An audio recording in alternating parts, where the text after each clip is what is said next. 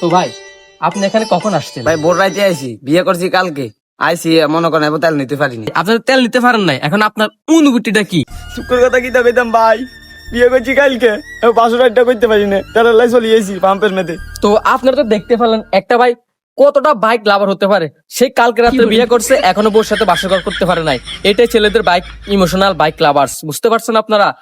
বউ যেটাই হোক বাইক আগে চালাতে হবে। আমরা এই ভাইয়ের অনুভূতিটা শুনি। তো ভাই আপনি এখানে আসছেন, কখন আসছেন আর কেন আসছেন?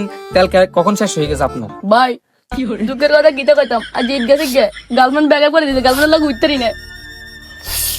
তো আপনারা তো শুনতে পারলেন, এ ভাই বাসর করতে পারে নাই, আরে ভাই গার্লফ্রেন্ড ব্যাকআপ করে লাগবে। এর থেকে বেতন আর কি হতে পারে ভাই? আমরা এই তাহলে সন্তান চাই। তো আপনারা তো দেখতে পেলেন যে আমাদের দেশে যে অকটেনের সংকট, মানে অকটেন শুধু গ্যাস তেল সবকিছু সংকট পড়ে গেছে। এই সংকট আজও কি দূর হবে নাকি দূর হবে না এটা আমরা জানি না। তো আপনারা যে আমাদের যে দেশের যে মানুষের যে ইয়াগুলো শুনতে পারছেন, এগুলো তো শুনতে পারলেন, মানুষের যে হাহাকার, এগুলো কি আদৌ ঠিক হবে না কি হবে না আল্লাহ ভালো জানে। তো আপনারা আমাদের লেওরা টিভির সাথে থাকুন, আমরা এটা তদন্ত বের করে দেখতেছি।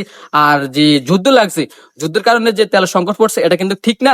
আর যে পর্যাপ্ত পরিমাণ যে তেল আছে বাংলাদেশে এটা বুঝি